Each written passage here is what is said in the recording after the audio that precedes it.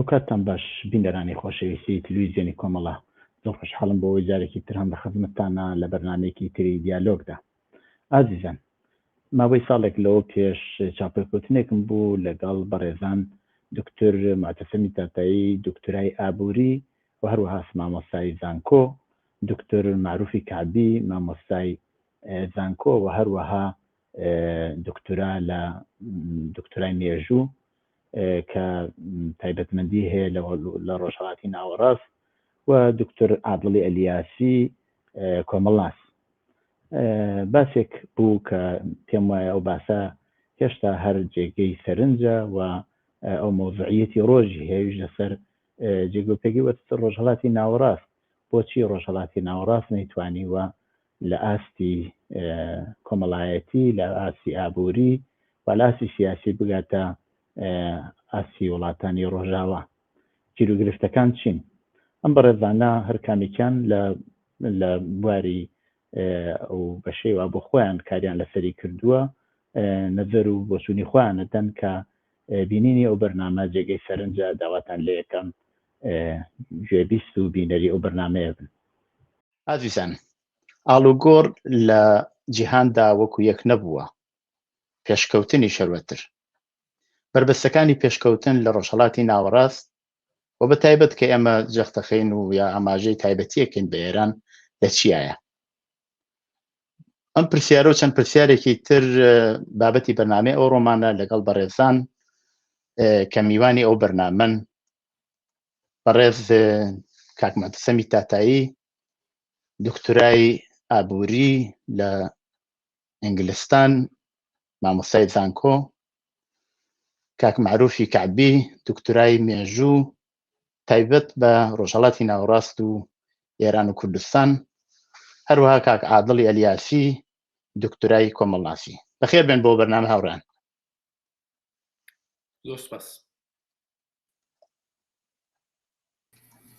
با پرسیارەکەم لە ئەوەڵ لە کاک معتەسەمەوە دەست پێ بکەم. کاک معتەسەم، مەسەلەی پێشکەوتن یا ئەو بربەستانەی وا لەباری پێشکەوتن لەباری ئابووریەوە لە ڕۆژهەڵاتی ناوەڕاست بووە، بە کورتی سەرەکی ترینەکانی چند بوون؟ چونکی دوایی ئەچینە ناوردەکاریەکانی. پێشکەوتن لە ئەوەی کە لە ئەمەی کە پێشی میدڵ ئیست یاک و ڕۆژهەڵاتی ناوەڕاست وەکو ئیشارەت پێ کرد، پێشکەوتنەکان ڕاستەکەتان گەرە کە ینی شتێکی زۆر بەرچاو نییە بەڕاستی. ئەگەر ئێمە بتوانین بێژین لە ڕۆژهەڵاتی ناوەڕاستە پێشکەوتی عەجایب قەوماوە. دیارە ئەو وڵاتانەی کە بەتایبەت لە خەلیجی فارسە هەن و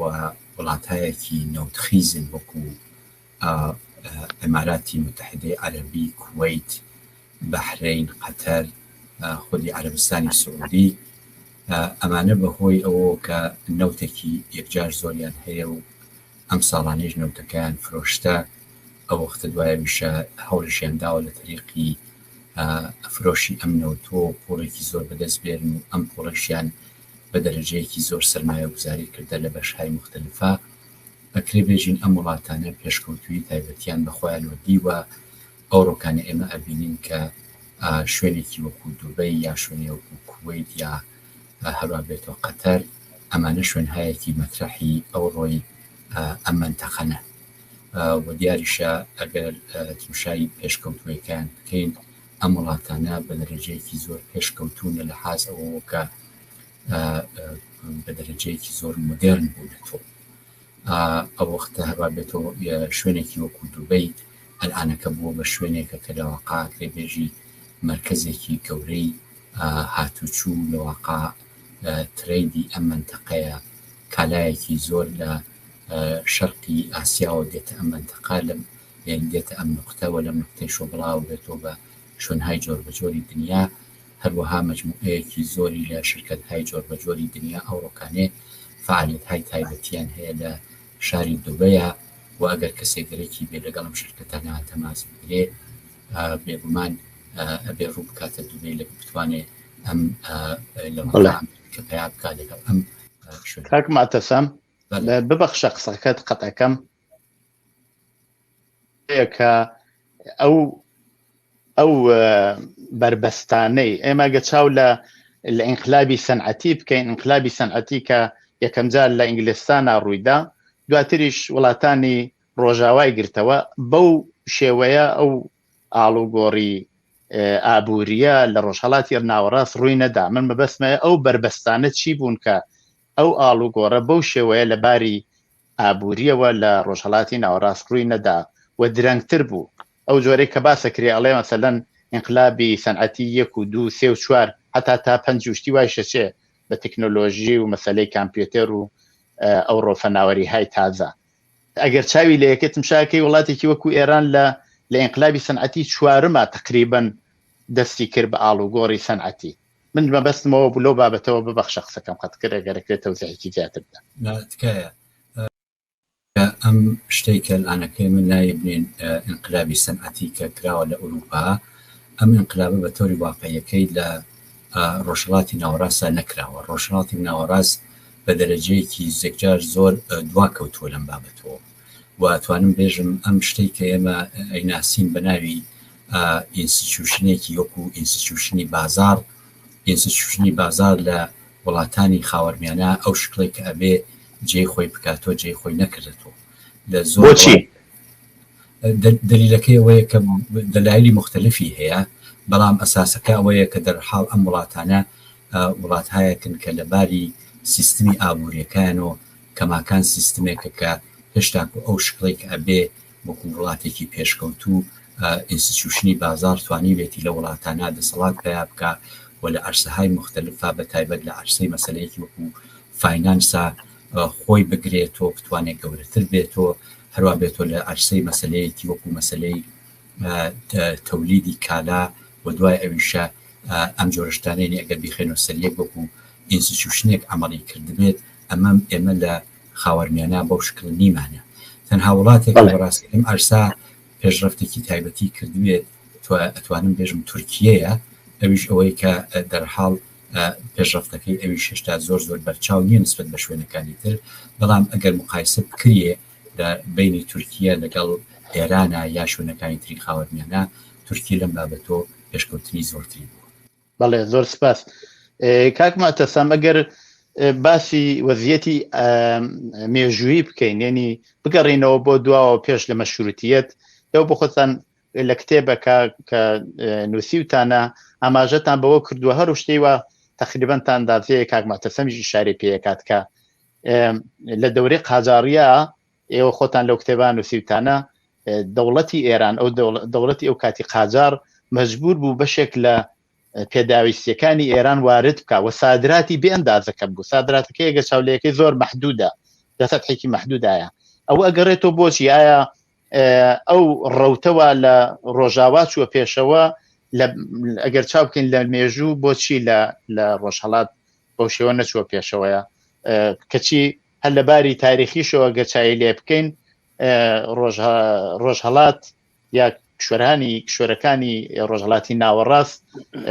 ئەدیب و لێزان و دوکتور و هەسارەشناس و زۆرشتی لەو بابەتێشی بوو بۆچی نەیتوانی ئەو ڕەوتە تێپەڕ بکە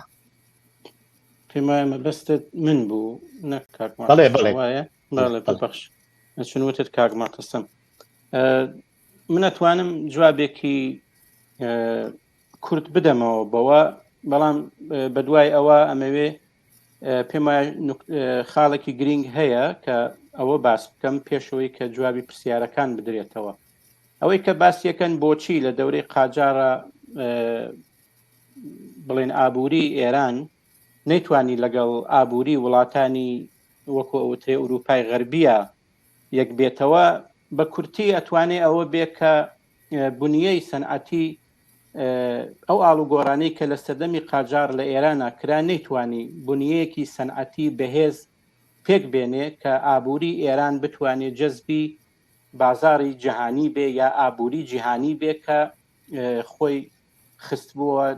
خستبووە ناو سەردەمێکی نوێ لە سەدەی 19 ئەمە ئەکرێ زۆر شی بکرێتەوە وەکۆی کە ئێوەش وتان لە 1940 هەناردەی ئێران هەناردەی ئێران 80% ئابووری ئێران ئەیتوانی کە فراوردەکانی خۆی بنێرێ بۆ دەرەوەی وڵاتی خۆی، بەڵام لە کۆتایی سەدەی 19 ئەمە بە ڕادەیەکی یەکجار زۆر دابەزێ و ئابووری ئێران وەکو زۆر ئابووری ترکە لە وڵاتانی دەرەوەی ئوروپا جیانگرت بوو ئەبنە حاشیەی ئابووری جیهانی. بەڵام یەک شت کە پێم خۆشە باسی بکەین پێشەوەی کە ورتر بینەوە و لە 1-2 دقیقە هەوڵە دەم کە ئەمە باس بکەم، ئەوی شەوەیە کە ئێمە خاڵی دەستپێکی ئێمە بە بڕوای من پرسیارەکەی ئێمە چۆن تەرحکردنی پرسیارەکەی ئێمە زۆر گرینگە بۆ ئەوەی کە بتوانین نەتیجەیەکی دروست لە پرسیارەکەمان وەربگرین. ئەوەی کە باسی پێشکەوتن ئەکرێ وەکو وشەیەک وەکو مەفهومێ، ئەمە خۆی جێگەی پرسیارە. ئێمە مەبەستمان چییە لە پێشکەوتن و چ شتێک بە پێشکەوتن ئەزانی؟ من پێم وابێ شتێک کە ئەبێ ڕەخنەی لێ بگیرێت و پێم وابێ لە وڵاتێکی وەکو ئێران و لە لای خەڵکی ئێمە زۆر جێکەوتووە نەوعێ لە جوابدانەوەیە، بڵێن مۆدلێک یا ئۆلگویەکی جوابدانەوەیە بەوەی کە بۆچی وڵاتی ئێران بە ئیستلاح دوا ئەکەوێ لە زۆر لایەنەوە لە ئابووری و لە فەرهەنگ و لە سیاسەتی وڵاتەکانی تر. ئەم دواکەوتویە بە ئیستلاح ئەگەر لە گیوما دای بنین هۆکارەکانی چییە؟ من پێم وابێ ئەبێ ڕەخنەیەک لەم ئۆلگو و مودلی جوابدانەوە بگرین، چونکە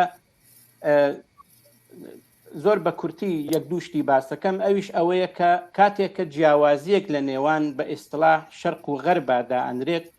تەمایزێک جیاوازیەکی ئەبەنەوە سەر ئەسالەتێک کە غەرب هەیەتی یا ئەسالەتێکە شەرق هەیەتی، بەو مانای کە لە غەربە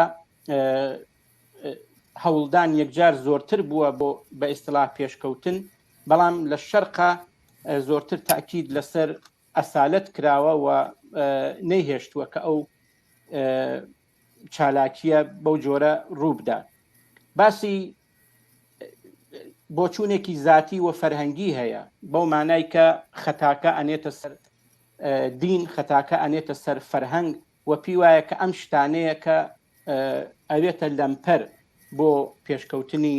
وڵاتێکی وەک ئێران. و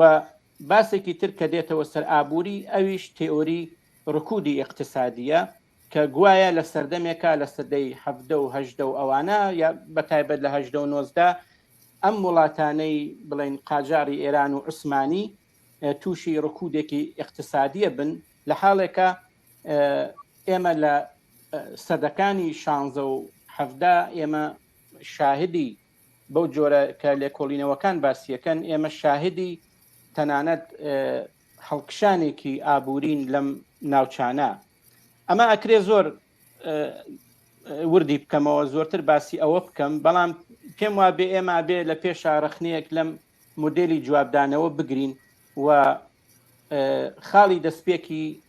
باسەکە وریابین کە خاڵی دەستپێکی باسەکەی ئێمە چییە و پرسیارەکەمان چۆن ئێمە ئەهێنینە پێشەوە بۆ ئەوەی کە بتوانین ئەو نەتیجەی لێ بگرین کە یارمەتی ئێمە بێ بۆی تێبگەین بۆچی ئەم کێشانە ئەمڕۆ لە وڵاتەکانی ئێمە هەیە. بە کورتی معروف بە داوای لێبردن مەسەلەکە ئێستا واقعیەتەکە چاو لێ بکەین. ئێوەی بۆ خۆتان ئاماژەتان پێ کرد کە لە دەورانی قاجارە ئەگەر پێش لەوە هەناردەکردن هێزگار زۆر بوو، ئەم جارە کەمتر بوو، هاوردەکردن زیاتر بوو. ئەوە واقعیەتەکە چی بوو؟ ئێمە باسیەوەکەین. پێم خۆشە لەباری من پرسیارەکەم لەباری مێژووی و تاریخیەوە چییە کە ئەبێ بەوەی کە هەر بۆ قسەی وا خۆشتان کردتان وەکتان دازێکی لە قسەکانی کاکماتەسەما بوو کە وڵاتانی ڕۆژهەڵاتی ناوەڕاست نەیانتوانی خۆیان تەطبیق بدەن. ئەوە واقعیەتی شتەکەیە. جا چۆن تاریفەکرێ خەتاکە خرێتە سەر کێ و مۆزوعێکی ترە. من پێم خۆشە هۆکاری ئەسڵیەکەی لەباری تاریخیەوە پێم بڵێن بۆچی نەیتوانی بگاتە ئەو ڕکابەریەوە لە ڕۆژاوا کرا. ئەمە مۆزوعی بەڵام بە کورتی باتەوەجەوە بتوانم فریایی زۆر عادڵیش بکەم بە کورتی بەڵام زۆر باشم جوابی و پرسیارەتان ئەدەمەوە بەڵام لەم شتەوە دەست پێ یەکەم کە ئێستا باسم کرد چونکە پێم وابێ ئەمە زۆر گرینگە بۆی کە جوابی پرسیارەکەتان بدەمەوە ئەگەر باسەکە بڵێن سەدەی 19ەیە و ئەو سەدانەیە کە بڵێن ئوروپا زاڵە بێ بەسەر بەشەکانی تری جیهانە ئێمە شاهدی سەروەریەکی تجارەتی ئابووری و ماڵی ئوروپاین بەسەر ناوچەکانی ترە کە لە هەمان کاتدا کە لەباری نظامیش چەکدارانەوە ئوروپا توانی بەسەر ئەرتەشەکانی عوسمانی و قاجارە زاڵ بێت تک لەباری تەکنۆلۆژیەوە گەشەیەکی یەکجار زۆری کرد و لە حاڵێکە کە ئەم دەسەڵاتانەی ناوچەکە نەیانتوانی ببنە ساحبی ئەم جۆرە تەکنۆلۆژیە کە بەرکێ بکەن لەگەڵ وڵاتانی ئوروپاییە ئەمە ئەگاتە ئەو شوێنەی کە لە سەدەی 19 بە کەسبوونی ئەم دەسەڵاتانە وڵاتە ئوروپاییەکان خۆیان ئەبینەوە لە ئەم وڵاتانە و ئەتوانن نفوزێکی یەکجار زۆری ئابووری بەدەست بێنن لە ناو ئەم وڵاتانە کە ئەمە ئەگەر یەکە بە یەکە باس بکرێ دیارە حتمما دەچینە سەر باسەکان بە وردی زۆر سپاس با پرسیاری یەکەمیشم لە کاک عادڵ بکەم کاک عادڵ ئێوە لە نووسراوەیەکە کە تازەیی لە تۆڕە کۆمەڵایەتەکانی شاداتانناوە نووسیوتانە لەم ناوچەیە هیچ چەشنە شۆڕشێکی کۆمەڵایەتی سەرجەمگیر کە هاوکات ژێرخان و سەرخانی کۆمەلگای سنەتی کردبێتە ئامانج سەری هەڵ نەداوە و چین و توێژە کۆمەڵایەتەکان هەلومەرجی مادیان بۆ نەڕەخساوە تا خصلەتی شۆڕژگێرانەی خۆیان خەنەگەڕ ئایا ئەمەیش هەر تقریبا لەو چوارچێوەیە بەحسا کرێوە میوانەکان کردیان یاکو بە خۆتان نەکرێت تەوزیحێکی زیاتر بدەن بەڵێ تقریبا هەر لەو چوارچێوە ئەگونجێت ئەگەر نیشەوە بڵێم وەختی ئەڵێن پێشکەوتووی یا من مەفهومی گەشە سندن بەکارە بم چونکە پێشکەوتووە بۆ معنە لە مەرحلەیەک و بۆ مەرحلەیەکی تر گۆڕانکاری بەسەر هاتووە بەڵام گەشەی نەسەندووە بەڵام هەردووکیان لە هەردوو مەفاهیم و هەردوو عبارەت کە بەکاریە بین ئەبێ بە تۆری نسبیە ئەبێ مەقایسە بکەین لەگەڵ شوێنێکی تر کە تەبیعەتەن ڕۆژاوای ئوروپایە کە لەوێ وەکو گوێ بە ئەستلا لە بە چاوەگیرێ و کاتێڵین دوا کەوتووە یا پێش نەگەوتووە یا گەشەی نەسەندووە بە تۆری نسبی خەریکی باسی لێوەکەی کەەوە تەسەورش بەدەستەوە نەدەیکە بۆیە لەو بەشە لە جیهان تاریخ وەستراوە هیچ تەغییر و تەحوڵاتی ڕوو نادات وەها نییە بەڵکو لەوێش نەوعێک پێشکەوتووی ئەبینین بەڵام ئەگەر وایە ئێمە ئەبێ بزانین لەو بەشەی کە ناوی لێ ئەنێن جیهانی گەشە سند و یا جیهانی پێشکەوتوو چه اتفاقی کەوت و لە نسبیت لەگەڵ ئەوە وەختە بزانین لەوێ بۆ دەقاودەق یا شتێکی هاوشێوەی ئەو دیارە دەقاودەق ممکنە اتفاق نەکەی بەڵام شتێکی هاوشێوەی ئەو بۆ ڕووی نەدا وەختێک چاو لە ڕۆژاوای ئوروپاکەین ئەبینین لەوێ توای ئەو گۆڕانکاریانەیە کە بە شێوەیەکی ئەرێنی ئێمە ناویان لێبێت چ لە بواری ئابووری چ لە بواری کۆمەڵایەتی چ لە بواری سیاسی چ لە بواری دادوەری و پەروەردە و فێرکردن و سەرجەوی ئەوانە ئەبینی لە ناخی کۆمەلگا بزوتنەوە دروست بووە لە حەوڵ حەوشیان بزوتنەوە دروست بووە و ئەو بزوتنەوەیش ئلزامەن لەلایەن حاکمیەتانەکانەوە مورد پەسەند قەراری نەگرتووە بەعزەن بووە لە قۆناغێکی مێژوویە کە هاوجەهەتی لە بینی خواستی بزوتنەوە کۆمەڵایەتەکان و خواستی حاکمیەت یەکی گرتۆتەوە تا ئەندازەیە بەڵام لە هەموو قۆناغەکانە ئەوە شەرت نەبووە دا ئەگەر وایە ببزانی ئەو بزوتنەوە کۆمەڵایەتیانە یەک بۆ شکڵیان گرتووە دوو وەختێکی شکڵیان گرت چۆن ئەوەندە بەهێز بوون کە توانیویانە حاکمیەت بەوە ڕازی بکەن یا لەگەڵ خۆیان ڕای بکێشن کە ئەو گۆڕانکاریانە ڕووبدا دووبارە باسەکەمان نامەوێت زۆر مێژووی بێ کاک معروف بشارێ بۆ جەمبەی کرد بەڵام لە کولیەتی خۆیان لەوێ ئەبینین کە لەگەڵ گەشەی ئابووری یان خواستی ئابووری کۆمەڵانی خەڵک یا چوونە سەرەوەی تەوەقۆی کۆمەڵانی خەڵک یا گۆڕانکاری لە بازار و گواستنەوەی کەلوپەل و بازرگانیە تەوەقعی خەڵکیش چۆتەوە سەر لە حاضی فەرهەنگی لە حاضی سیاسیشەوە ئەو تەوقع بۆ ئەندازە یان بە شێوەی ئەو بۆ ڕادەیە چۆتە سەر بۆ نمونە شۆڕشی سەنعەتی کە ئەکرێت خەڵک لە دێهاتەکان و لە کۆمەلگایەکی بە تەواوی کشاوەرزیان ڕووەکەنە شارە گەورەکان لە ڕۆژاوای ئەوروپا عەزدانەکەم لەوێ لە کارخانە و مانیفاکتوری گەورەدا ئامەرزن لەوێ ئیستقلالی نسبی بە تۆری نسبی خۆیان لە حاضی دەرامەتەوە بەدەست لێنێن لەوێ لە جەمعێکی زۆرترا لە شوێنی کارەکان کۆ بنەوە دی لە بەرژەوەندی هاوبەش دەکەنەوە لەوێ دەسەدەن بۆی کە بە شێوەی هاوبەش ئەو بەرژەوەندیانانە تاقیب بکەن لە هەمان قۆناغا ئەبینین قشتێک لە کۆمەلگا کە هیچ جۆر ڕێگەی ئەوان پێ نەدراوە لە شوێنێکی ئەوە ئەرزە ئەندام بکەن یعنی ژنان واردی بازاری کارە بن بە شێوەیەکی نسبی دووارە ئەستانەکەم دارای دەرامەدی مستەقلی خۆیانە بن لەگەڵ مجموعەی ئەوانە تەوقعی خەڵکی ئەبێت ئەچێتە سەر و ئەم ژێرخانی کۆمەلگا کە من ناوم لێ بردویانی لەباری ئابووریە و خود بە خود لە زۆر بواردە لە حاڵی فەرهەنگی و سیاسیشەوە گۆڕانکاری بەشەم خۆیان هێناوە لە ڕۆژهەڵاتی ناوەڕات ئێمە گۆڕانکاریەکی ئەبۆ شێوەمان نەدیوە هەر چەشنە گۆڕانکاریەک کە لەو وڵاتانە لەو ناوچەیە ڕوویداوە هەمووی یا هاوردە کراوە لە دەرەوە کۆپی کراوە هێنراوە یاوەیە کە لەلایەن ئیلیتی ئەو کۆمەلگاوە هەوڵ دراوەکە بەجێ بهێنرێ هەر لە ئەتاتورکەوە بگرە تا ناسردین شا تا گاتە سلسلە پادشایەتی پالەوی لە ئێران و وڵاتانی تر هەوڵ دراوە خۆ لەگەڵ ئەو وەزیەتە ببوونجە وەزیەتی پێشکەوتوویجا بەڵام چونکە پرۆژەیەکی لە خوارەوە بە ئیسلانەوە زۆر لەسەرەوە بووە بەرەساسی معیارەکانی دەسەڵاتداران بووە نەبووە بەهۆیەوەی کە بزوتنەوەی کۆمەڵایەتی لە حوڵ خۆشیان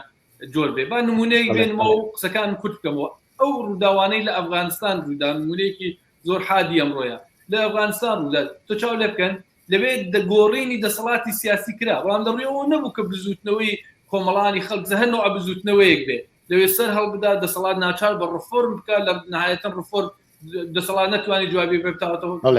جوڵانەوەی شۆڕگێرانە بکەوان نەبوو دەسەڵات جێگۆکەی پێکرا لە مامەڵەی لە بینی شعبەها و ئیلیتی مختلفی ناو کۆمەڵگا حتممە دەچینە سەر باسی ئەمڕۆمان کە بۆچی ئەو شتانەوە ئێستا ڕووەدا بەڵام جارێ بە هەرچینەوە بۆ دواوە کە مەسەلەکە بۆ شێوەیە تەوزیع بدەین کاک مەعتەسەب ئێوە لە قسەکانی شتانە ئیشارەتان بەوە کرد کە بەرهەمهێنەری بڕێک بەرهەمی ژێر ئەرزی بە تایبەت لە ڕۆژهەڵاتی ناوەڕاست نەوت 1800 بۆ لاوە تقریبا 1860 وردە نەوت استخراج کرا یەکەم جار لە مەجدی سلێمان و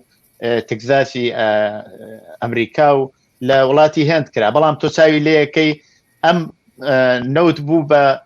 لە عینی حاڵا بوو بە سەروەتێک بۆ ئەو وڵاتانە بەڵام بوو بە کێشەیەکیش بۆ وڵاتانە ئەمە ئەتوانین بڵین یەکێکە لەو دەلیلانە ینی بۆ خۆی تەک مەحسوولی یا ئەو مەحسوولەی کە بوو بە کێشەیەک بۆ ڕۆژهەڵاتی ناوەڕاست من ئیجازەم پێ من چەند دقیقەیەک هەروە زۆر سەری ئەگەڕێمە بۆ نوکتەیە کە بەڕاستی لەم بەحسای پێویستە ئیشارەی پێ بکرێ ئەوی ژەوەیە کە ئەوروپا بۆ پێشکەوت ئەگەر لەوە چەند دقیقەیە ئیجازە بێ قسە بکەم ئەم جارەکانیش مەسەلەی نەوتیش ئەگەر تمشای تاریخی پێشکەوتوی اقتصادی ئەوروپا بکەین بەپێی مەجموعەیەکی زۆر نووسراوە کە وجودی هەیە زۆر کەس باوەڕەکان لەسەرەوەیە کە چوار عامل بووە باعثەوەی کە ئەوروپا ڕۆشت بکە یعنی دواترەکەی منزومەیە کە وای لێ هات کە انقلابی سەنعەتی مەسەلەن فەرزکەین بۆ نمونە لە ئینگلیستانە ڕووبە ئەو چواردانشتە عبارەتن ئالەمانە یەکەمیان ئەوەیە کە لە نەخۆشنی تاعون لە ئەمریکا لە ئەوروپا تعدادێکی یەکجار زۆری خەڵکی کوشت ئەگەر تۆ گەڕی تۆ مەسەلەن فەرزکەین بۆ کاتێک کە تاعون لە ئاسیا و ئەگاتە ئەوروپا لە ماوەیەکی زۆر کورتە زۆرتر لە 200 ملیۆن نەفەر لە ئەوروپا مردێن بە بوونی نەخۆشنی تاعون ئەمە ماناکەی لە باری ئابووری و چییە ماناکەی ئەوەیە کە ئەوروپا لە سەردەمێکە تووشی مشکلێکی زۆر گەورە بوو کەویشەوەیە کە نیروی کار نەما بەخاطر تعدادێکی یەکجار زۆر بۆنەی مەسەلەی تاعون و لەبین چوو ئەمە یەک دووەمەکەی ئەوەیە کە لەواقع زۆر تایبەتەن تاسیری بوو لەسەر پێشکەوتوی ئەوروپاویشەوەیە کە ماشینی چاپ لەواقع هینکرا یعنی ماشینی چاپ پیا بوو بوونی ینی لەواقع اختراعی ماشینی چاپ باعثی بوو کە ینی ئیدە بتوانێت ئەم جارەکانی ڕاحەت لە نقطەیە کۆبچێ بۆ نقطەیەکی تر لە ماوەیەکی زۆر کورتە بەڕاستی نسبەت بە تاریخ ئەگەر تمشای بکەین لە ئەوروپا زۆرتر لە 8 ملیۆن کتێب بڵاو بوو کەمە زۆر تەسیرێکی گەورەی دانا لەسەر ئەوەی کە چۆن مەسان فەرزکەین ئیدەکان نقطەیە کۆبچن بۆ نقطەیەکی تر سێومین عامڵ لە پێشکەوتوی ئەوروپا تاسیری گەورەی بوو مەسەلەی بانکە یعنی ئەگەر بانکە ئاوا لەواقع لە تمشای تاریخەکە یەکەی ئەبینین کە ئەمە دەورێکی یەکجار زۆر گەورەی گێڕاوە لەوا کە توانێتی چۆن ئەو مقدار لە ریسۆسانەی کە بووە لە ئەوروپا ئەوانە لە اختیاری مەسەلەی تحقیقا دابنێ ئەمە هینەکەیەتی چوارمین عامڵێکە کە لە رابطە لەگەڵ مەسەلەی پێشکەوتی ئەوروپا مەترحە عبارەتە لەوەی کە قاڕەی ئەمریکا کەشف کراوە ئەم چوار شتن کە بەڕاستی بوونەتە هۆی ئەوەی کە ئەوروپا بتوانێت باتە بەر چین و لەگەڵ هندوستانەوە تۆ گەڕیتەوە بۆ مەسەلەن فەرزکەین قەرنی 17 دوو دانە اقتصادی مهمی دنیا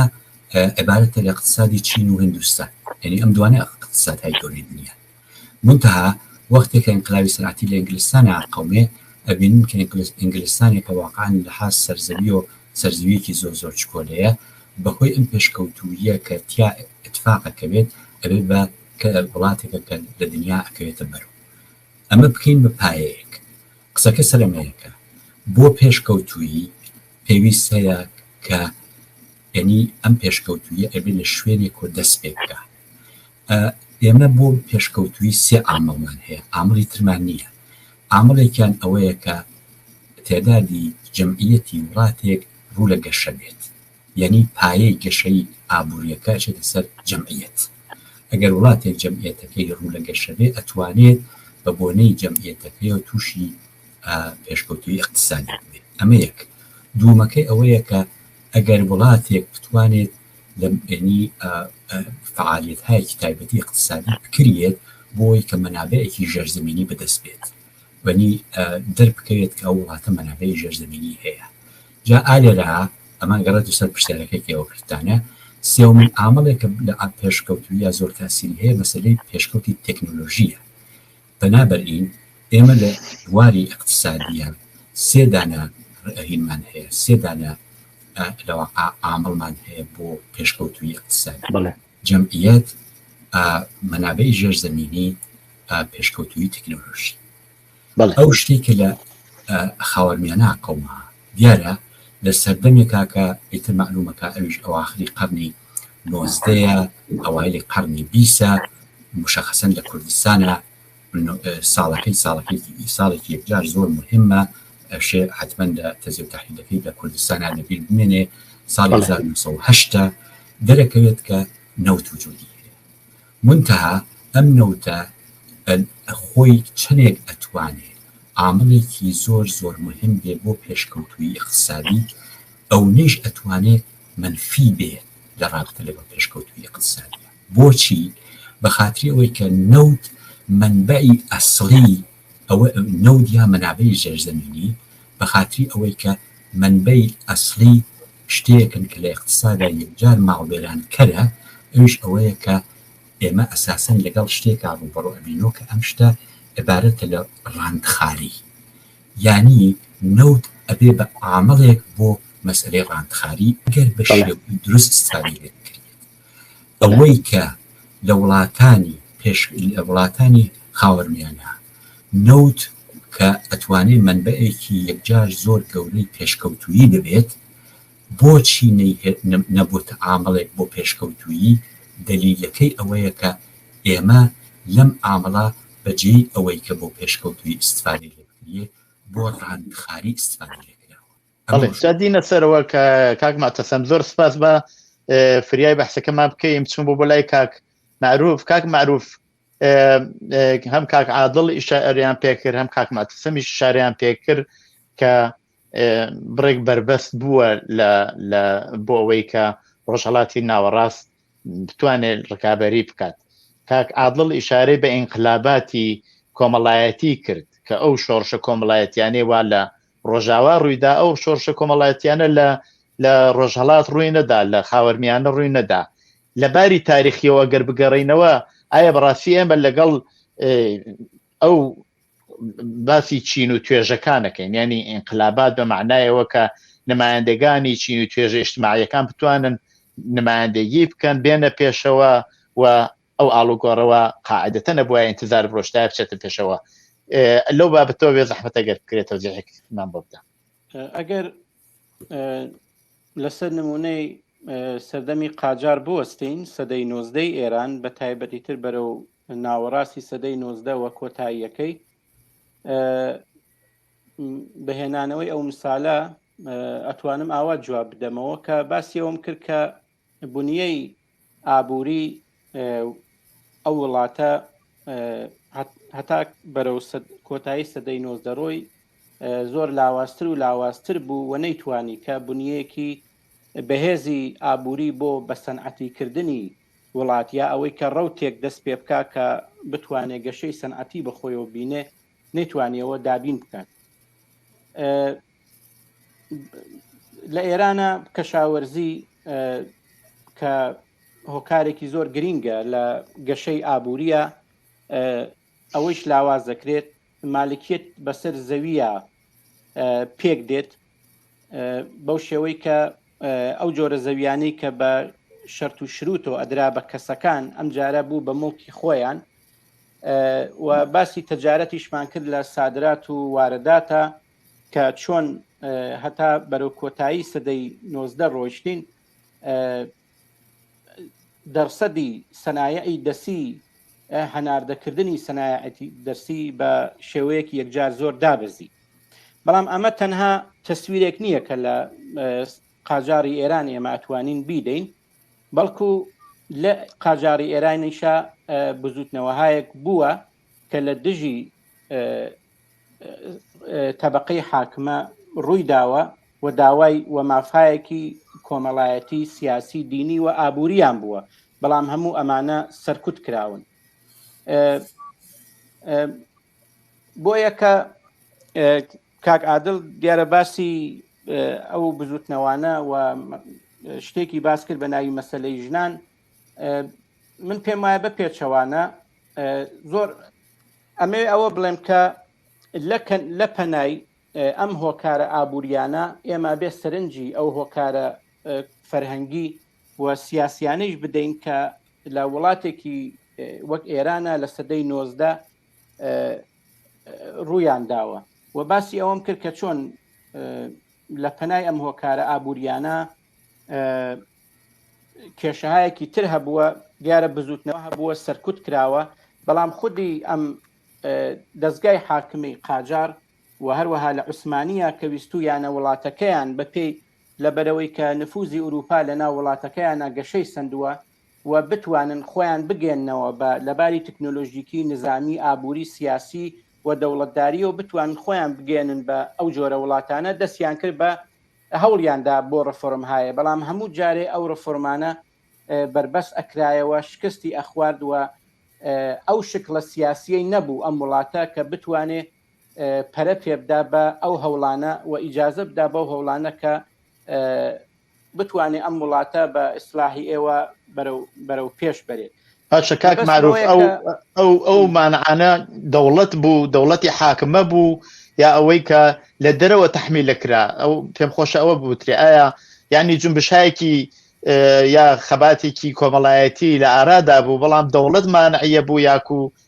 شرایەتێک لەسەرەوە لە دەرەوەی قودرەتەکانی کە پێ تەحمیل لەکرا من ڕێک مەبەستم ئەوەیە کە ئێمە ئەبێت چەندین هۆکار لێرەدا ببینین و هەر سەردەمێک بە پێی سەردەمەکەی خۆی ئێمە بتوانین لێکی بدەینەوە یعنی ئێمە ناتوانین سەردەمێکی یەکجار و درێژ بمانەوێت کە یەک دوو هۆکار بدۆزینەوە لەم سەردەماوە کە جوابی پرسیارەکەمان وەرگرت هۆکار هەیە هۆکاری دەوڵەتی هەیە چنەوە دەوڵەتی لەسەر کار بووە و هەروە هۆکاری خارجی هەیە کە باسم کرد ئەمانە هەمووی ئەو هۆکارانن کە ئەگەڕمەوە سەر ئەو شتێک کە باسم کرد کە دەستیاندا بە دەستیەکەوە لەگەڵ هۆکارە ئابوووریەکانە و هۆکاری سیاسی دەوڵەت سەرکوتی بزوتنەوەکان بربەستکردنی هەوڵی کەسانێک کە ئەیانویست چاکسازی بکەن لە وڵاتەکە ئیتر ئێمە کەسانی وەک ئەمیر کەبیر و کەسانێک کە بەدوای ئەوان ناڕۆشنفکرانی بەدوای ئەوە هاتن کە ویستیان چاکسازی بکەن لە وڵاتەکە سەرکوتکردنی ئەوانە لابردنی ئەوانە ئەمانە هەمووی دەستیدا بەیەکۆ کە ئێمە کە بەرەو کۆتایی سەدەی 19 ئاڕۆین کە ئاڵوگۆڕهایەکی زۆر گەورەی سیاسی لە وڵاتی ئێرانە ئەکرێ لە سەرەتای سەدەی 20 کە ڕاپەڕینی مەشروتەیەوە هەوڵەدا کە پێکهاتی ستەوە کورتیەکەم و پێکهاتی سیاسی وڵاتەکە بەو جۆرە بگۆڕێ کە بتوانێت ڕێگەی بە ئیستلاح پێشکەوتن وە گەیشتنەوە بە ئوروپا فراهەم بکە. ئێمە کە بەرەو ئەو سەردەمە نزیکە ئەبینەوە ئەبینین وڵاتێکە کە بنیەی ئابوووریەکەی بە شێوەیەکی یەکجار زۆر بەڕادێک یەکجار زۆر کەس بووە نفوزی وڵاتانی دەرەوە لە وڵاتەکەیە ئەبینین بەسەر و ئابووری ئەو وڵاتە بووەتە حاشیەی ئابووری جیهانیەوە کە ئێستا لەو سەردەما ئیتر خەریکی پەرەسەندنەوە وڵاتە زلهێزەکان لە ڕەکەبەرکەیەکان بۆ ئەوی کە بتوان دەستیان بگا بەسەر بازارەکانی جیهانە و مەوادی خان لە بازارەکانی جیهانە بەرەولای خۆیان بکێشن. ئەمە تەسویرێکە کە ئێمە لە کۆتایی سەدەی 19 هەمانە کە یەکێکیشیان شۆڕشی تەکنۆلۆژیکیە بەڵام گرنگترین ئەوە بەمە کۆتاییێنم بە قسەکانم لەم بەشا گرنگترینیان بە حاشیەکردنی ئەو ئابووریانەیە و هەموویان ئەکەنە ئابووریایەکی تەک مەحسوڵی نەک تەنها لە ئێران کە دوای بەنەوتەوە ئەناسرێ مەسەن لە کوبا شەکەر و سیگار ئەبێتە ئەو مەحسوڵە لە ئوروگووە گۆشت دەبێتە ئەو مەحسوڵە لە شیری مادەی شیمیایی لە برزیل میوەیە لە ماڵایە مەسەن لاستیکە هەموو ئەم وڵاتە غێرە ئوروپاییانە کە ئەکەونە حاشیەی ئابووری جیهانی سیستمێکی نوێی ئابووری جیهانیەوە ئەبنە وڵاتایەکی تەک مەحسوڵیش و بەو جۆرە جێگەیان بۆ دیاریەکرێ لە ئابووری جیهانیە. زۆر سپاس کاک معروف هەر بە لەو قۆناغا بمێنینەوە تمشاکەین داخوازیەک لە ئاستی سەرەوەی کۆمەلگا بۆ نمونە لە ئێران بۆ خۆی بتوانێت لەگەڵ ڕۆژاوا تەطبیق بدا بەوجود دێت ئەوەیە کە ئێمە بە ناوی ئینقلابی سوید ئەیبینین. ئەم داخوازیە دیارە ئێران ئێوێ خۆی لەگەڵ کۆمەلگای نێودەوڵەتی بە تایبەت لەگەڵ ڕۆژاوا ڕێک بخات. بەڵام ئایا ئەوە هەر داخوازیەکی لەسەرەوە بووە کە حکوومەتی ئەو کاتی پەهلەوی لە تقریبان دەوروبەری ساڵی 1640 و ناوە بردێ پێشەوە یا نیازێکی کۆمەڵایەتی بوو؟ پێشەوە باسی ئەو ئەو پرسیارم لە کاک عادڵ بوو کاک معروف ببەخشە. ببوورە دەی باش فەرموو کاک عادڵ. بە باوەڕی من هەردووکیان بوو هەم نیازێکی کۆمەڵایەتی بوو و هەم نیازێکی لیتی دەسەڵاتیش بوو کە وڵاتی ئێران بەرەو پێشکەوتووی بەرن. بەڵام ئەوەی کە جێگەی خاڵی بوو هەر ئەوە بوو کە دەسەڵاتداران هاوکات کە هەوڵیانەدا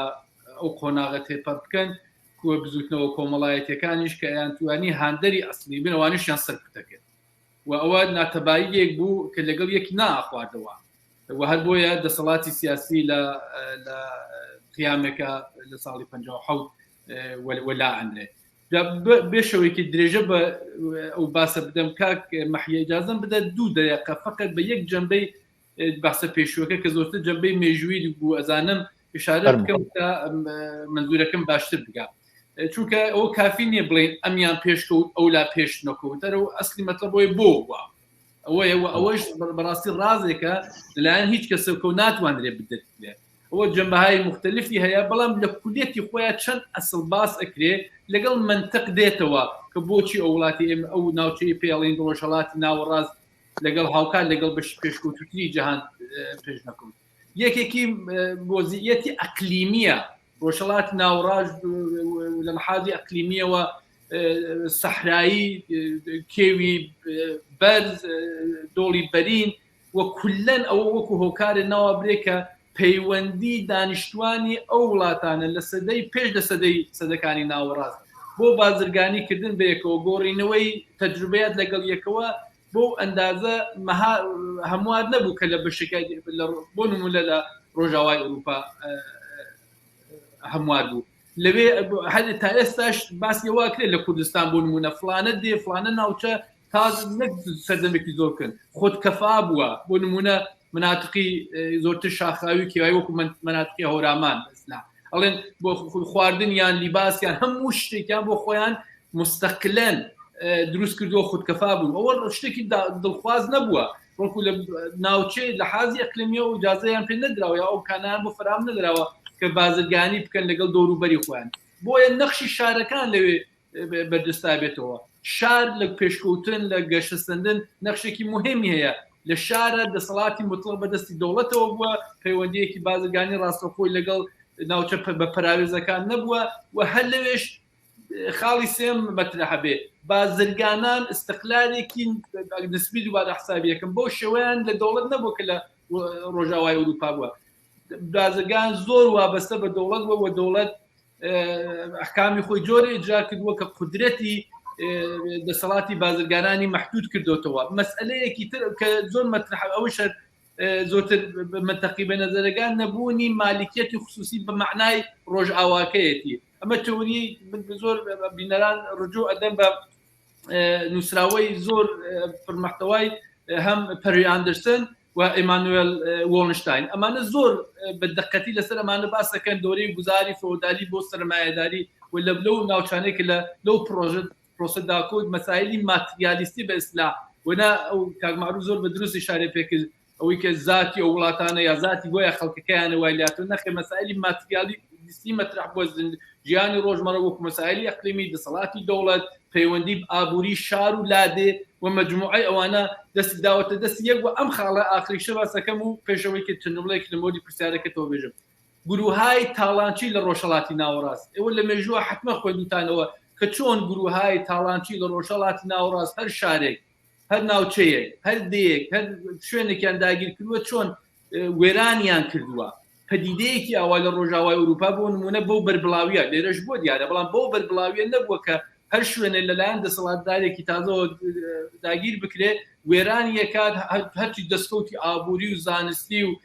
فەرهەنگی هەیە بە تێڕای تێکی ئەدار و دواتر بەجێ دێڵێ ئەوەش وەکو خاڵێکی مهم بۆچی ئەولا بە دواکەوت و ئەملا بە تۆری نسبی پێشکەوتنی بەخۆدی بەڵام ئەوەی کە مربوطە بە هەلومەرجی ئێستا کە ئەمانە دەستیان داوەتە دەستی هەلومەرجی ئێستا بە باوەڕی من مەسئلەی دەوعێ تەقسیمکاری جیهانیە لەم دەورە لەم عەسرەی ئەمە تەقسیمکارێکی جیهانی لە بینی دەوڵەتانە شکلی گرتووە کە ئەو تەقسیمکارە هیچ نیازێک نابینێت وڵاتانی و وڵاتانی ڕۆژهەڵاتی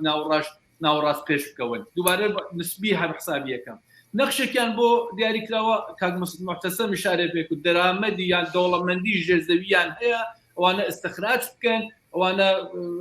هەناردە بکەن بۆ وڵاتانی پێشکەوتی تر کە سەنایعی پێشکەوتی ئەو وڵاتانە گەشەی بەخۆیانەوە ببینن و نەخشی ئەوان کولەن یا واردە هەناردەکردنی ئەوانەیە یان مەسرفکردنی کالاهای مەسرفیە بۆ نمونە لە ئێران نەوت سادرەکە بەڵام هەرزانترین نەوعی کالا لە دەرزی و لە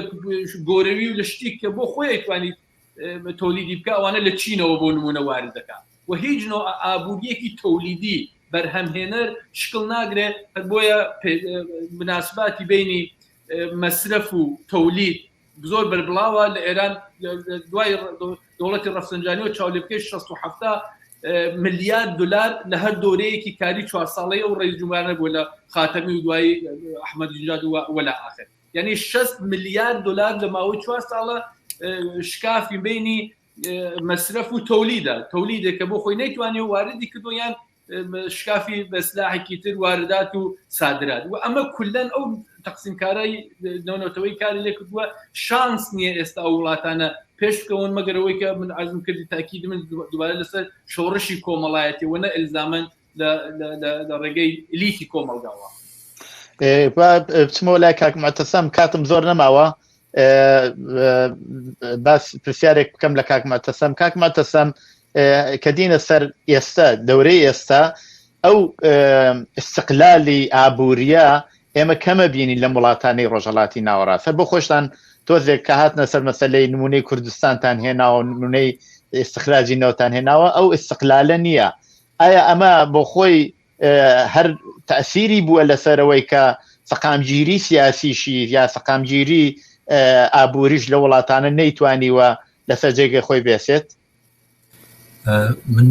ڕاستەکەتان گەرەکە نازانم مەسلەی استقلالەکە چۆن بێت من تا من لە رابطە لەگەڵ ئەم بەحسا کە ئەساسەن بۆچی وڵاتێکی وەکو وڵاتی ئێران مەسەلەن بۆ نمونە ناتوانێت پێشکەوێ من ئەتوانم قبول بکەم کە مەجموعەی عامڵی خارجی وجودی هەیە مەجموعەیەک عامڵی لە رابطە لەگەڵ مەسلەی چۆنیەتی ئەوەی کە اقتصاد چۆن ڕێبخەی وجودی هەیە من تا لە نظر منۆ مهمترین مەسلەیە کە بەڕاستی لە اقتصادی ئێرانە ساڵهای ساڵە وجودی هەیە و ئەمە باعثیەوە بۆ کاسن ئەساسەن ئەم اقتصادە نەتوانێت جوڵە بکە عامڵێکە کە ئەم عامڵێکی ناوخۆیە و ئەم عامڵە ناوخۆیە ئەساسەن مەسلەی ڕاندخاریە من پێم وابێ بەڕاستی یەکێ لە عامڵهای هەرێک گەورە لە رابطە لەگەڵ ئەم مەسلەی ڕاندخاریە ئەبێ دەستبێنێتە سەری بەهۆی ئەوە کە ئەساسەن ئێمە وەختێکە لەگەڵ پەدیدەیەکی وەکو مەسلەیەکی وەکو نەو تاڕوبەڕوو ئەگەر ئێمە فکر نەکەینەوە فکرێکی جددی بۆ نەکەینەوە بە شێوەیەکی ڕێکوپێک هین نەکرێت سازمان نەبرێ غەیری ممکنە ئەمە لێرا ئەبێت هۆی ئەوەی کە ڕاندخاریکی یەکجار زۆر گەورە دەست پێ بکە من نمونەیەک بێرمۆ لە رابطە لەگەڵ وڵاتی نۆروێژە وڵاتی نۆروێژ نەوتی هەیە نەوتەکەشی کەم نییە بەنسبەتی خودی وڵاتی نۆروێژ ئێمە بینین کە وڵاتی نۆروێژ ئایسەکانەیە چلوچەنی ئەگەر هەر ئەم دەخێقا دەوڵەتی نۆروێژ هیچ دەرامەدێکی نەوێت هەتاکو 44 ساڵی تر وڵاتی نۆروێژ ئەتوانێت بەڕێوە بەرێ چون بۆچی هەر ئەنازە پوڵ کە لە تەریقی نەوتۆ هاتەتە گیرفانی دەوڵەتی نۆروێژ ئەم پوڵە ئیسفادەی لێ نەکراوە بەڵکو لە فاندێکە سەرمایە گوزاری کراوە و استفادەکەی فقط بۆ سەرمایە گوزاری لە نقاتی تری دنیا استفادەکەی بۆ خودی اقتصادی نۆروێژ نییە بۆ نۆروێژیەکان ئەماکەن یعنی مەگەر ئەوان ناتوانن مەسەڵەن فەرزکەین وەکو ئێران وەکو عەرەبستانی سعودی وەکو شوێنەکانی تر استفادە لە پۆلی نەوت بکەن ئەتوانن بەڵام ئەزانن ئەمان ئەگەر بێن استفادە بکەن لەم پوڵە بە شێوەیەکی غەڵات ئەم جارەکانەیە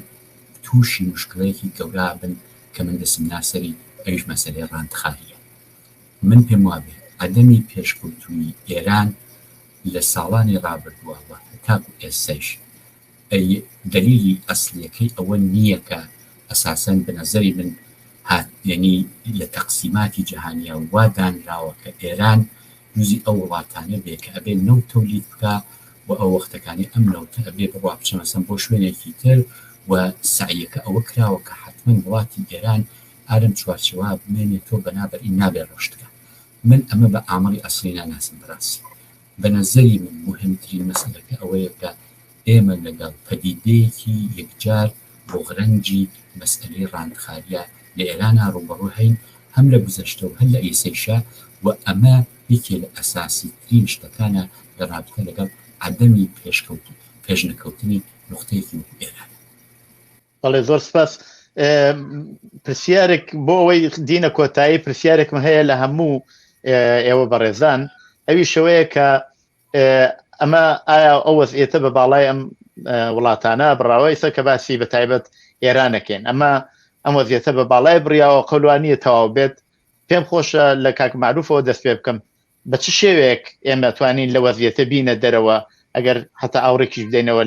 لە مێژوو کە ئەو شەرایەتە بەرەو پێشکەوتنێ بچێت و خەڵکی ئەو وڵاتە خەڵکی ئەو ناوچە بتوانن لە ئاسایش و لە پێشکەوتن و لە خۆشگوزەرانیا بەسەر بنون بتوانن دەست بە هەموو داهاتەکانی ڕۆژانە بگەن و ژیانێکی خۆشیان بێ. کاک معروف فەرموو. پرسیارێکی ئاسان نییە بەڵام بە کورتی ئەوەشی کە ئەمەویست باسیشی بکەم ئەوەیە کە ئەبێ ڕوو بکرێتە ئەو مۆدێلە اقتصادی و سیاسی و کۆمەڵایەتی و فەرهەنگیە کە بتوانێت پێکهاتەکە ئەو ساختارانەی کە ئەم وڵاتانەی پێ دروست بووە بتوانێت ئەمانە لە بە شێوەیەکی زۆر بنەڕەتی بتوانێت ئەم ساختارانە بگۆڕێت. ڕاستە وەختێ ئێمە دینە کۆتایی سەدەی 19 باسی واکەین کە ئابوووریەکی تەک مەحسووڵی دێت ڕۆڵەکان نەقشی ئابوووریەکان لە دنیا دیاری ئەکرێت، بەڵام کە دینە سەدەی 20م ئێمە مێژوویەکی ترمان هەیە، دەوڵەت میلەتەکانمان هەیە کە بۆ پێشخستنی بە ئیستلاح وڵاتەکەی خۆیان دێن لەو مۆدێلە بەکارێنن کە بەرحاڵ مدلێکی دەرەکیە، مدلێکی ئوروپاییە، چونکە نەتیجەی سەروەری نظامی تەکنۆلۆژیکی و اقتصادی و سیاسی ئوروپا نەتیجەکەی بوو بە سەروەریەکی فەرهەنگیش کە ئەو ئیدانە بوونە ئیدەهایەکی مەقبول کە لە شۆڕشەکانی سەدەی 20 لە ئێرانە ڕەنگیان داوەتەوە. حکوومەتی پەهلەوی تەجەلی ئەو خواستە بوو کە ئەو شتە بوو کە پێشرەفت بوو، ئەو ئیدەی پێشرەفتە کە هات کە لە ئێرانە هەوڵیاندا کە بە ئیستلاح وڵاتەکەی خۆیان بتوان بخەنە سەر ڕێگای پێشکەوتن. بەڵام نەتیجەی ئەمە کە دێتەوە سەر جوابی پرسیارەکەی ئێوە، نەتیجەی ئەم هەوڵانە کە لە دەوڵەت میلەتێ وەکو دەوڵەتی پەهلەویە نەتیجەکەی بوو بە گۆڕانکاریەکی لەسەرەوە کە یەکێ لە بەشداربووان باسی کرد و مۆدلێکی نەتەنها مەسەلەی اقتصادی من ئەمەوێ چون من زۆر شارەزای ئەو بوارە نیم، بەڵام ئەمەوێت تاکید کەم لەسەرەوە تەنها مەسەلەی اقتصادی نییە. ئێمە یەک نەواختکردنی فەرهەنگیشمان هەیە کە بۆ ئەوەی کە بتوانێت کۆمەلگاکەی خۆی بە ئیستلاح بەرەو پێشکەوتن بەرێ، ئەوەی ئیدەی وەحدەتی ملی لە ئێرانە لەگەڵ تەمامیەتی ئەرزی دقیقەن لەوەوە دێ کە بە یەک نەواختکردنی فەرهەنگی ڕوتێکی هاوشانی گۆڕانکاری کۆمەڵایەتی و ئابووریە کە لە ئێرانی سەدەی 20ەما ڕوویدا و ئەم دوو ڕەوتە هاوکات ئێرانی ئەمڕۆیان ساختارەکانی ئەمڕۆی ئێرانیان شکڵ پێداوە. نوێسازی لەسەرەوە، نوێسازیەکی مستەبدانە بە ئیستلاح تا ئەگاتە ڕژیمی کۆماری ئیسلامی بە ئیستلاح سکولاریزمێکی لەسەرەوە. ئەمانە ئێمە نەتیجەکانیمان بینی کە بە پێچەوانە نەیتوانی وڵاتی ئێران دموکراتیزە بکە، بەڵکو وڵاتی ئێرانی تووشی نەوعێ لە سیستمی سیاسی کرد کە بەرحاڵ 40-50 ساڵە بەدەستی و ئەناڵێنێ. لە یەک جملە ئەبێ ئەم ساختارانە بە تەواوەتی ژێرە و ژوور بکەێت. بە زۆر بە پەلە تمیشای حکوومەتی هەرێمی کوردستان بکەن کە دەستکەوتێکی هەمومانە، بەڵام ڕاستە مەسەلەی دەرەکی نییە، چون زۆر وڵات خۆسەربەخۆییان وەرگرت ئەی بۆ بەهاری عەرەبیمان بوو باشە بەرحاڵ چونکە کێشەکان تەواو نەبوو. بەڵام ئێستا حکوومەتی هەرێم تیمشاکە نوێزکردنەوەی وڵاتەکەی نوێکردنەوەیکی کەمیە، کەیفی نییە. هەوڵ نادا بزوتنەوەکان لە خوارەوە هەروەکو یەکێ لە بەشداربووان باسیەکات ئەم بزوتنەوانە گەشە پێبدا. هەوڵ نادا لە خوێندنە لە فەرهەنگە ئاڵوگۆڕ و شۆڕش پێک بێنێ، بەڵکو نوێسازیەکی کەمیە و مۆدێلەکەی مۆدێلی دەوڵەت میلەتەکانی پێشووە وەکو ڕژیمی پێشوو مۆدێلێکی ئەمنیەتیە، نوێسازیکی کەمیە نەکو کەیفی و لە ئابووریشە خۆبەستنەوەی بەو ڕاندخاریە کە هاوڕێ مەتەسەم باسی کرد، نەک هەمەڕەنگیەکی ئابووری ئەوەی کە چەند فرە بەرهەمیەکی ئابووری بتوانێت پێک بێنێ. ئەمە ئەو شتەیە کە پێم وابێت کە ئەبێ بکرێت بۆ ئەوەی کە ئێمە ڕێگایەک بۆ بتوانین ئەو بەدیلە بدۆزینەوە، حەدیاقل ئەو ڕێگا بدۆزینەوە کە ئێمە بچینە سەری و بگەین بۆ شتانی کە ئێوە باستان. کاک ماتەسەم ئێوەش ئەکرێ لەم بابەتەوە جوابی و پرسیارە بدەنەوە. ئەوەی کە من لە پرسیارەکەیەوە حاڵی بووم، پرسیارەکە ئەم وەزیەتە هەر بە باڵای خەڵکی ئەو ناوچە ببراوەوە، ئایا چی ئەبێ بکرێت کە ئاڵوگۆڕێک بێ خەڵکی ئەو ناوچە بتوانن لە ئاسایش و ئەمنیەت و ژیانێکی خۆشە ببەنە سەر؟ بەڕاستی من فقط من بە نازی کافی لەسەر هینە قسەم کرد، بەڵام ئیسان هەمیسان تکراری شێکەمەوە هەر کەسە بیر و بۆچوونێکی هەیە من بە بیر و بۆچوونی خۆم پێم وابێ یەکێ لە مهمترین و ئەساسیترین مەسەلەیەکە کە وجودی هەیە مەسەلەی هەرو شتێک ئشارەم پێکرد، مەسەلەی ڕاندخاریە. فکرێک بۆ ڕاندخاری نەکرێتەوە ئیمکانی پێشکەوتویی مطلقا وجودی بەڵێ زۆر سپاس کاک عادڵ دێمە لای ئێوە بێ زەحمەت ئێوەش لەم بابەتەوە گەرکرێت فەرموو میکرۆفۆنەکەتان مطلقاً پێم وانە ئەوە بە قەد و باڵای خەڵکانی ئەو ناوچەیە بڕاوە کە حتممە بێت لە هەلومەرجێکی ئەوە بەسەر بێت وەبیرێنمەوە کە پێش لە سەدەکانی ناوەڕاست ئەو عکس بۆ ئەو ناوچەیەکە ئێستا پێوەڵێ ڕۆژهەڵاتی ناوەڕاست بە بەشی پێشکەوتووی جیهان ئەناسرا ڕۆژئاوای ئەوروپا لە فەقر و خوراافەی شەدیدا بەسەریە بە نەخۆشی هەمەکوش گرفتار بوون هیچ نوع ئابوووریەکی پێشکەوتووی لە حازی دەسەڵاتی سیاسیەوە مستەبد بوون وە لە ئاخر و ئەوە دوای سەدەکانی ڕۆژهەڵاتی ناوەڕاستە ئەو جێگۆڕکێ ئەگرێت ئەمەوە بڵێن کە وەها نییە کە تارێخ خەتێکی مستەقیمە و بەرەساسی و خەتە مستەقیمەش ئەو بەشە لە جیهان بەسەر و قەدیا بڕاوەکە بەهەروە دواکەوتوو بێ و بەشێکی تریش بە قەد و باڵایە بڕاوەکە هەرەبێ بە تۆری نسبی پێشکەوتوو بێ بۆیە عەرزم کردیە بێ پەدیدەکان لە ڕووی مەسایلی مادیەوە چاو لێ بکەی وەختە لە هۆکارەکانیشی نزیکترە بینەوە مناڵم ڕازەکەی ئەدرکێنی زۆر مەسەلەکە پێچیدەیە ناکرێت بە حکمێک ئەم لە ئەولای بێ بکرێت بەڵام ئەوەی ئێستاش هاوڕیان ناویان لێ برچ لە حالی فەرهەنگی و چڕانتی ئابووریە و هەلومانە ئەوانە خۆیان نیشانەی نەخۆشیەکە خودی نەخۆشینەکە خۆ نین مەسەر ڕانت هەیە فەرهەنگ دواکەوتوویە ئەستبدادی سیاسی هەیە هەموو ئەو شتانەوە هەمووی نیشانەیەک لە هەلومەرجێکن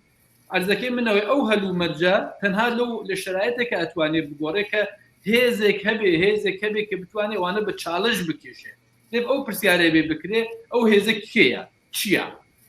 و ئەوەش تەبیعەت ناڵم فقط یەکتشتی کۆمەڵایەتی دەستنیشان بکەین ئەنووسی بۆ ڕابکێشن بڵێن ئەوانە نەجات دەری ئێمن و ئەوانە ئەگەر همت بکەن ئەگەر ئیرادە بکەن گۆیا هەموو خەڵکانی و ناوچەیە بە تۆری نسبی ڕزگاریانە ئەرزەکەم ئەوە نییە مەجموعەیەشت دەبێت دەست بدەن دەستی یەک کە یەکێک لەوانە هێزێکی بزوێنەری کۆمەڵایەتیە یا هێزگەرێکی بزوێنەری کۆمەڵایەتی کە دەسەڵات ناچارەکەنەکەیتە بەڕاند نەژی فەرهەنگی کۆمەڵایەتی پێشەخەن داوای تەوقعیان لە ژیانی ڕۆژمەڕەیان ڕاتە سەیوە لە ئاخر و ئەو شرایەتە وەختی بە وجودێک کە لەناو دڵی ئەو کۆمەلگایانە ئەو شتە هەڵ سەر هەڵبدا منی لەسەر لەگەڵ ئەو بیرروڕا کۆکم کە ئەمە بە سرفی عاملی خارجی گویا دەسەڵاتی ئیمپریالیست و ئەم دەوڵەت و دەوڵەتە تۆزیح نادرشتەوە زۆر سادە ئەنگاریە نەوەی سادە لۆحیە بە تۆری واقعی ئەگەر ممکنە واقعیەتیش لەگەڵ بێت کە گویا دەسەڵاتی سرفەن دەوڵەتەکان سەرنوێشتی ئەو وڵاتانە یا ئەو ناوچانە دیاریەکە ئەوان تەسیریان هەیە بەڵام کەماکان لە بنیژات نەزەرم ئەوەیە کە عاملی ناوخۆی هەلومەرجی ناوخۆی ئەتوانێ هەم کۆمەلگاکە بگۆڕێ و هەروانیش بوون ئەلەن ئەساس کە بۆتە بایسیەوەیکە ئەو ناوچەیە دوا بکەوێت جاوە چۆن پێش سەر هەڵدەن چۆن ئەتوانێت پێش بکرێ ئەوش بۆ خۆی داستانێکی دوور درێژە پێم وایە کاک مەحید لە چوارچێوەی بەرنامەکەی دەناتانە زۆر سپاس بۆ بەشداریتان هاوڕێیان کاک مەتەسەمی تاتایی کاک معروفی کعبی و کاک عادڵی ئەلیاسی بۆ بەشداریتان لە بەرنامەدا زۆر سپاسانەکەم بەم جۆرە هاتینە کۆتایی بەرنامەی دیالۆگی ئەم جارەمان ئازیزان هەتا دیالۆگێکی تر ڕۆژ و شەوێکی خۆشتان بۆ باواتە خوازم